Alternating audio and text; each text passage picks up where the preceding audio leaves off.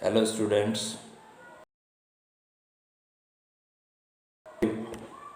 Pronoun की चर्चा आपके प्रोनाउन के नए चैप्टर में इंट्रोगेटिव प्रोनाउन की चर्चा आपके साथ होगी।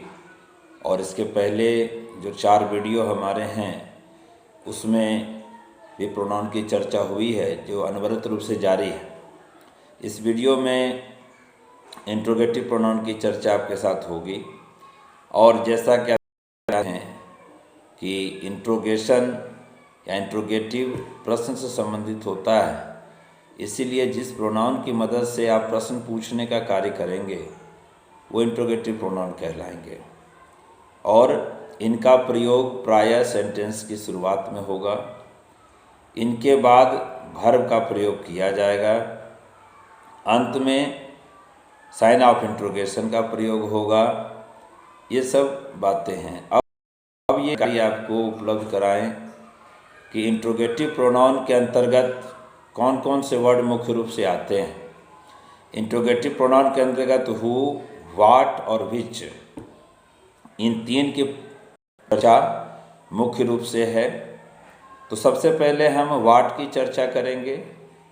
व्हाट, WHAT, व्हाट, जिसकी हिंदी होती है क्या। इंट्रोगेटिव में इनकी हिंदी क्या होती है। तो व्हाट का प्रयोग 3 प्रकार से किया जाता है। इंट्रोगेटिव प्रोनाउन में व्हाट का प्रयोग 3 प्रकार से किया जाता है।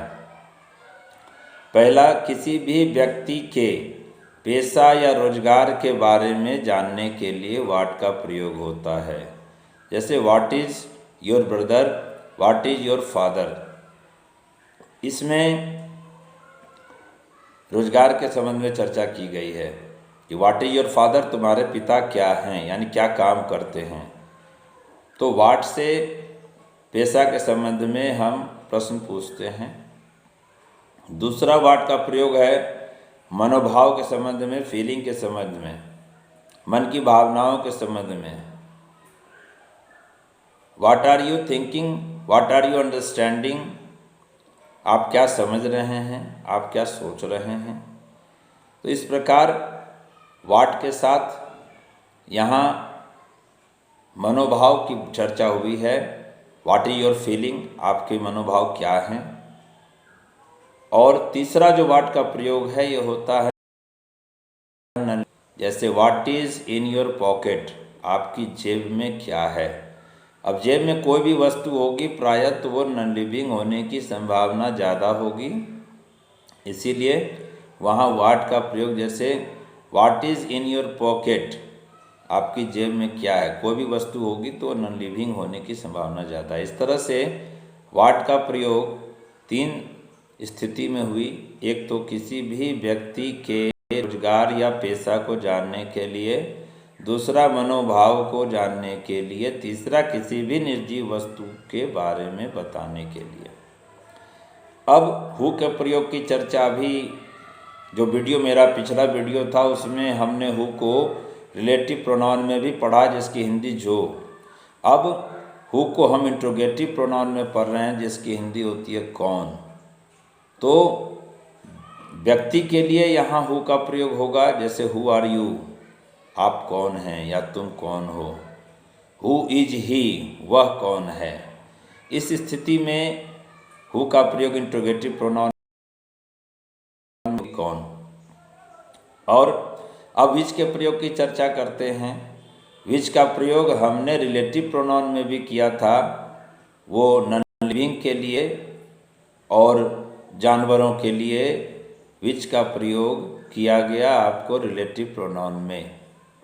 लेकिन यहाँ विच का प्रयोग में बहुत सावधानी बरतने की ज़रूरत है, क्योंकि विच का मतलब इंट्रोगेटिव प्रोनाउन में कौन होता है।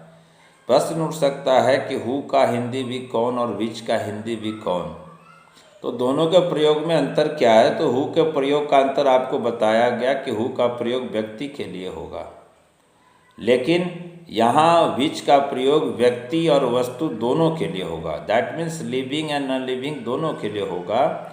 और विच में एक सावधानी हमें रखनी है कि विच का प्रयोग इंट्रोगेटिव प्रोनाउन में जब भी होगा तो वो अनेकों में एक या कुछ के चुनाव या सिलेक्शन के सेंस में होगा। जैसे लिविंग के लिए भी एक एग्जाम्पल आपके सामने रख रहा हूँ और नॉन लिविंग के लिए भी एक एग्जाम्पल विच के साथ रख रहा हूँ। जैसे पहले लिविंग की बात कर ली जाए, व्यक्ति की बात कर ली जाए, which is your brother in this party, इस पार्टी में तुम्हारा भाई कौन है। बहुत सारे व्यक्ति पार्टी में आए हैं, उसमें जो बोलने वाले हैं वो ये कह रहे हैं कि which is your brother in this party. इसके बाद जो है जब हम उसका नॉन लिविंग के लिए प्रयोग करेंगे, which is your book in this library, इस लाइब्रेरी में, इस पुस्तकालय में तुम्हारी किताब कौन सी है। इस तरह से हम देखते हैं कि बहुत सारे किताबों में भी एक या कुछ किताब की चर्चा हम कर रहे हैं तो वहाँ भी सिलेक्शन का भाव है। और यहाँ जब करें कि which is your brother in this party, इस पार्टी में तुम्हारा भाई कौन है, यानी बहुत से व्यक्तियों में से किसी एक व्यक्ति या कुछ व्यक्ति की चर्चा जब हो रही है तो उससे भी हम जो है सो विच के साथ प्रयोग करें। इस प्रकार हु, विच और व्हाट, इस तीनों के प्रयोग को आपने इंट्रोगेटिव प्रोनाउन के अंतर्गत समझा। और इस इंट्रोगेटिव प्रोनाउन के वीडियो के साथ इस वीडियो की पढ़ाई को हम संपन्न करते हैं। और आगे के चैनल, आगे के जो हमारे वीडियोस होंगे वो प्रोनाउन से संबंधित होंगे। अभी जारी रहेगा यह सिलसिला, चूँकि कुछ प्रोनाउन का भी हमारे साथ चर्चा आपका बाकी है तो उसको भी मैं आगे जारी रखूँगा। तब तक के लिए नमस्कार।